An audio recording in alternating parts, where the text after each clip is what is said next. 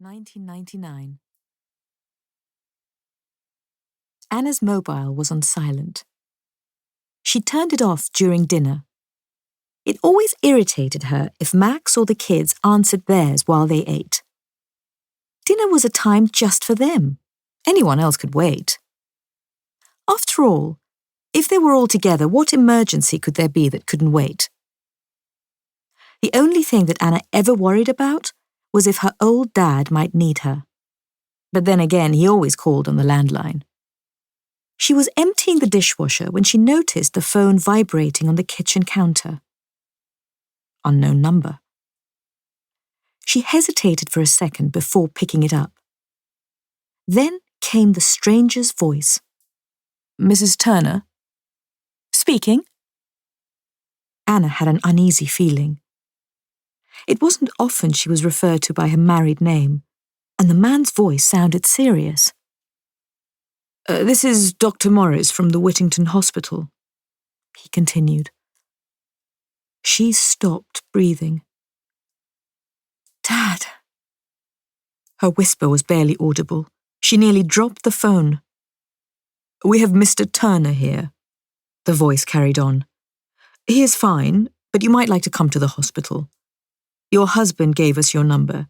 He is in A&E at the moment." Within minutes, Anna had grabbed the car keys and was running upstairs for her coat, alerting Alex and Chloe, who were both in their rooms.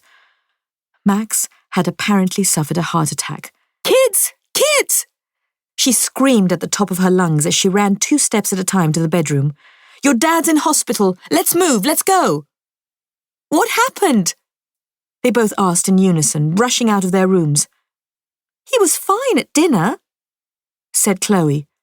"He went for a run," added Alex. "He was okay." "I don't know what happened," Anna said out of breath. "But apparently it's his heart. Let's go and find out.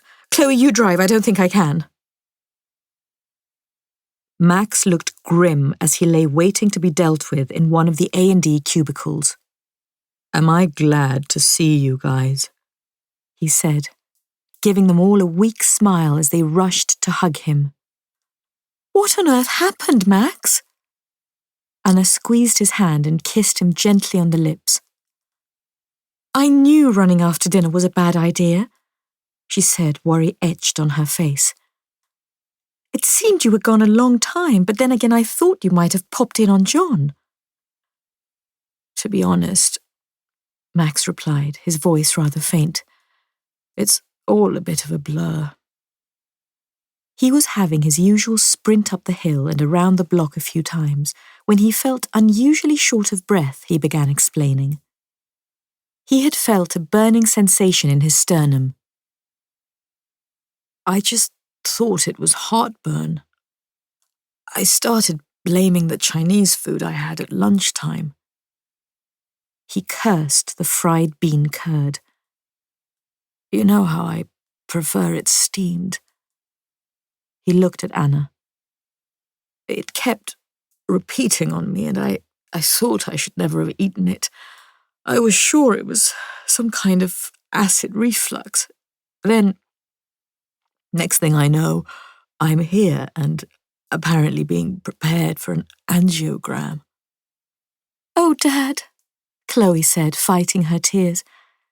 "You gave us such a scare." "What's going to happen now? What's an angiogram?" Alex asked, looking at his mum. He was a lucky man, the cardiologist told Anna later on, and hopefully he might get away with a stent placed in his blocked artery instead of the alternative, which was open heart surgery. Max had always considered himself lucky, and it was a matter of luck that when he collapsed, a woman with a mobile phone who was walking her dog saw him. In the end, he needed bypass surgery. His physical recovery was swift, and within a couple of months he said he felt like his old self again. "Lucky escape," he kept telling everyone. Max's brush with death was a big deal for the whole family. The children and Anna all rallied around him. "Dad just needs to know when to slow down," Chloe told her mother. "He isn't as young as he thinks he is.